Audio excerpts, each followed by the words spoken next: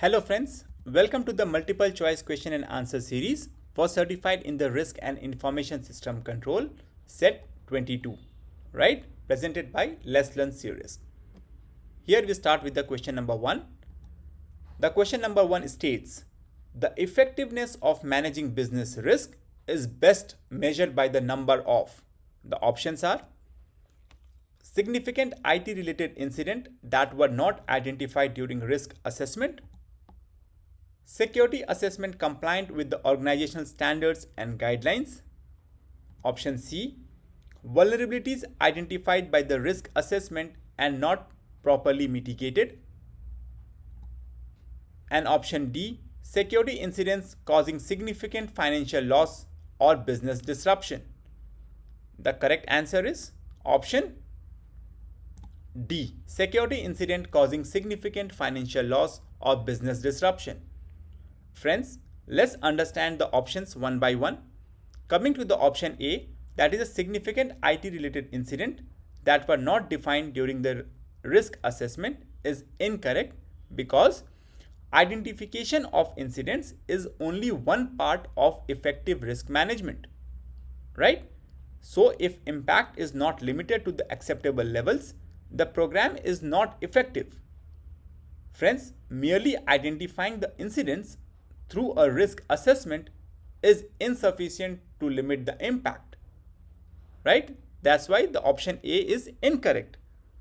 Coming to the option B, that is security assessment and compliant with the organization standard and the guidelines is incorrect because while compliance is important, it is only one aspect of the risk management, right? So friends, if the impact is not limited to acceptable level, the program is not effective, right? So demonstrating that the program is compliant is not a measure of the effectiveness of limiting impact, right?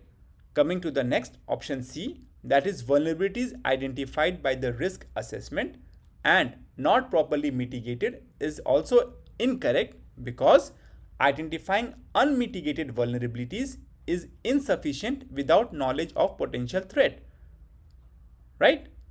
So let's say impact or control measures also to determine the potential effectiveness of the risk management program, right? Moving on to the option D, that is security incidents causing significant financial loss or business disruption.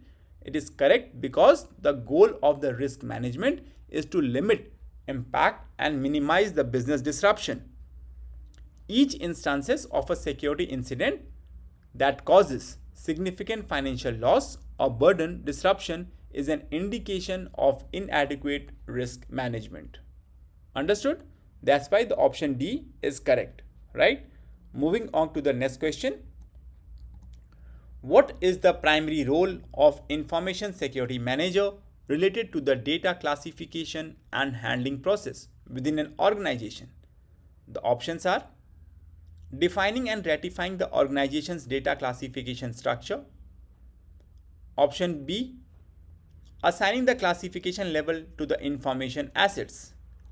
Option C, securing information assets in accordance with their data classification. And option D, confirming that the information assets have been properly classified. The correct answer is option A, defining and ratifying the organization and data classification structure, right? Friends, because defining and ratifying the data classification structure consistent with the organization risk, appetite, and the business value of the information asset is the primary role of the information security manager related to the data classification and handling process within the organization, right? Coming to the option B, that is assigning the classification level to the information asset, it is incorrect because the final responsibility for assigning the classification level to the information asset rests with the data owner. Understood?